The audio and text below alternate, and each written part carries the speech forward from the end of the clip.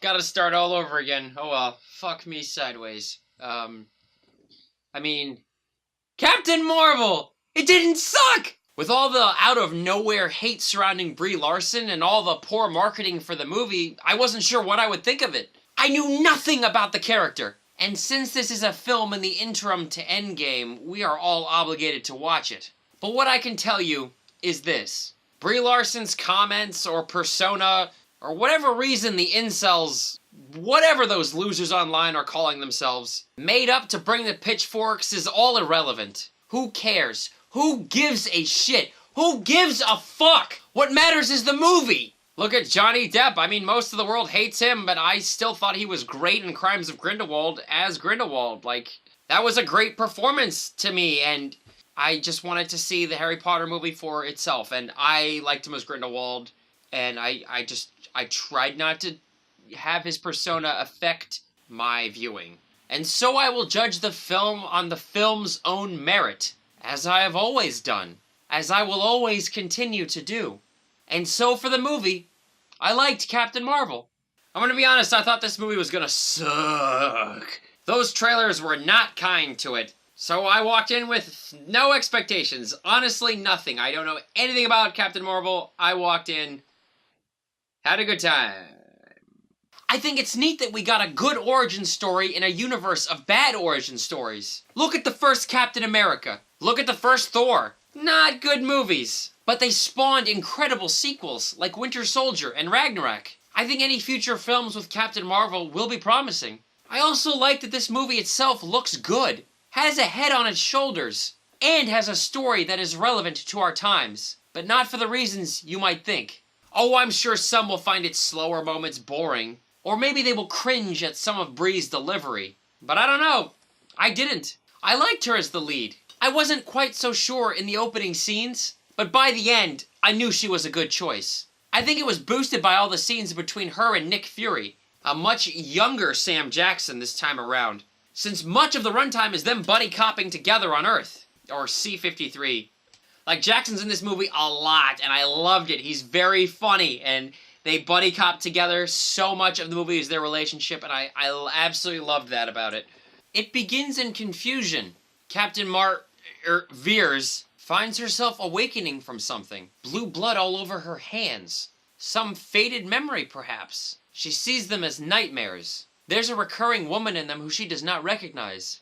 She tells all this to Jan Rog, played by Jude Law, her supposed leader and mentor. They are on some planet called Hala, which the race called Kree live on. They're ruled by some unknown and unseen entity called the Supreme Intelligence. Okay, that part is dumb. Veers has trouble handling her emotions in combat, and has powers she doesn't know how to control. Her hands flare up in some mystical electric fire. Who knows why? Her and her Kree team are sent on a mission to rescue another Kree agent, who is undercover against the Skrulls. I think that's what was happening? I was a little confused during this sequence. Oh right, the Skrulls. They're another group of aliens that have been at war with the Krees forever. They can shapeshift into anyone's likeness, all the way down to the DNA, but they can only copy recent memories of whoever they are mimicking. Important to note. But Veers gets captured by the head Skrull, and they work vigorously to probe her memories. The movie goes on for a bit here on her past, as the Skrulls look for certain clues for what they want. That mysterious woman appears again. They want her identity. Veers manages to escape, and it's a pretty fun action bit here, since her hands are locked in that metal, and she has to beat up the Skrulls without her real powers. But she crashes her pod on Earth, in that blockbuster we all saw in the trailer. Can you tell it's the 90s? Nick Fury and Coulson find her. Yes, the birth of S.H.I.E.L.D. taking on intergalactic threats. Now, you're probably wondering why Veers looks human, and why she was on the planet of Krees. Well, the movie gets to explaining that. And it gets to explaining that woman and her memories, and why the Skrulls want her so badly. And god damn it, did I lose it when Ben Mendelsohn appeared as another fucking villain! Come on, he was the bad guy in Ready Player One! And Rogue One!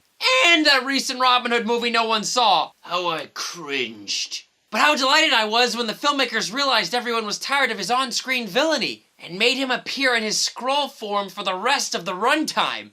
Genius. Absolute genius. I love you guys for that. Mendelsohn is actually incredible as the head Skrull TAY-los. He sounded so goofy in the probing scene of Veers, but trust me, he will grow on you. He was amazing. I loved him.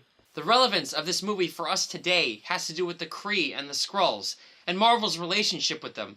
And so I will not spoil it here. But I truly enjoyed the way this conflict played out. Like, I absolutely loved what ends up happening. It was an absolutely wonderful little twist, and just so good. So good.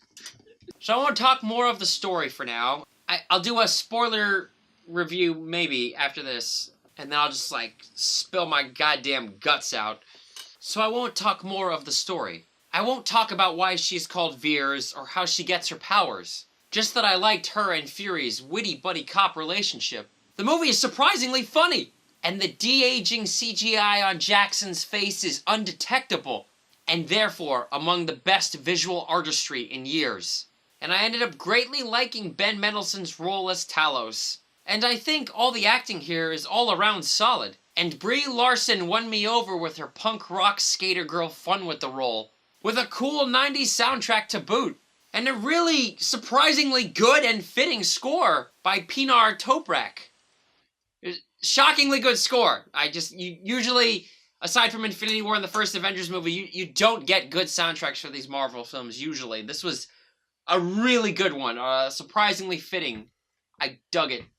Captain Marvel is a fun and solid film, and I'm glad I saw it. Didn't think I'd be saying that. It is not preachy, as some will end up crying it is. Believe me, I know preachy. This is not it. And Goose is the real MVP. Is he a reference to Top Gun or Men in Black? Or both? And I'm not too disappointed by the weak fight at the end because I expected as much. And Ronan showing up of course was silly, but I guess we had to see her powers somehow. We are told she is the strongest Avenger. And although this film doesn't really show it, we at least get the hint of what she could be. I have absolute confidence in all those working on Endgame that all will reveal itself. And I fully believe it will be amazing. After Infinity War blew all our minds, we have had just Ant-Man and the Wasp and Captain Marvel to hold us off for Endgame. Ant-Man and the Wasp was awful filler, one of the most useless movies ever made. Captain Marvel is a welcomed entry, and I can't wait to see where she goes. Yo, and that mid-credits scene, I got some chills watching that shit. Like, I'm even more hyped for Endgame now. Holy shit! You know, I really liked that this movie had some heart, and that it was patient enough to let some moments play out uninterrupted. Like Veers reuniting with her old friend. Just the two of them talking.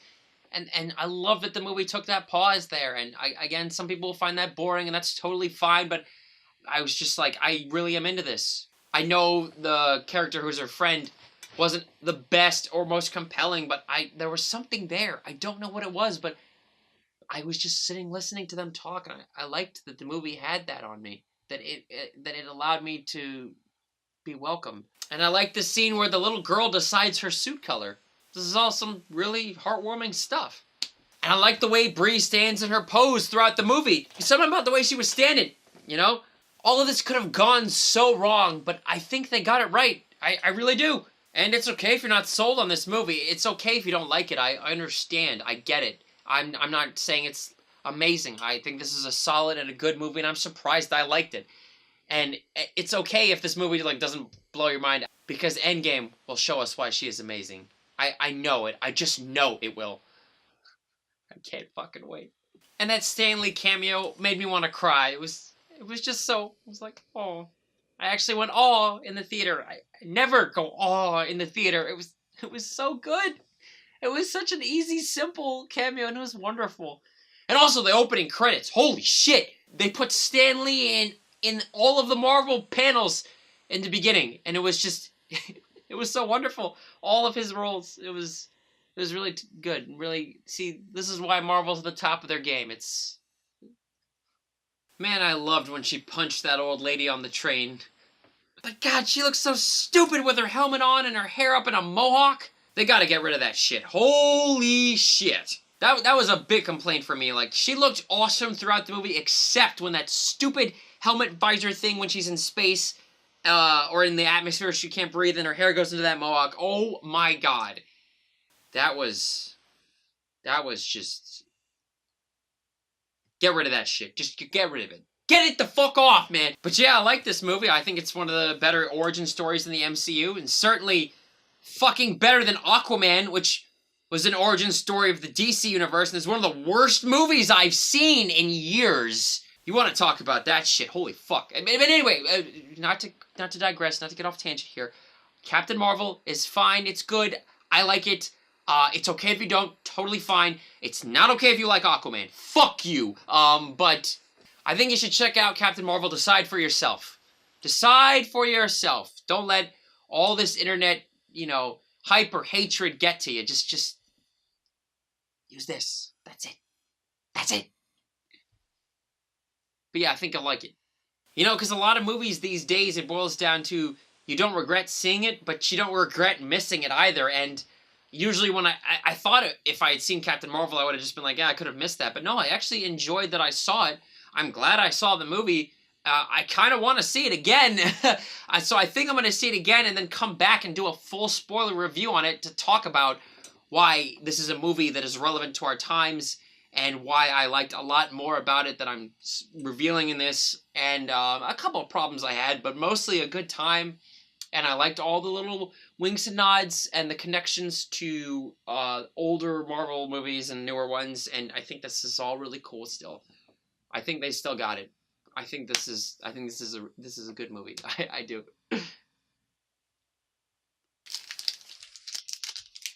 All right. I think we all learned something here today. Wait, we didn't? Oh, we'll learn something when I come back with my spoiler review, okay? Then we'll talk about why everything's so fucked up in the world. But, this movie is making money. Got 150 million opening? That's nuts. Hope it fucking destroys Aquaman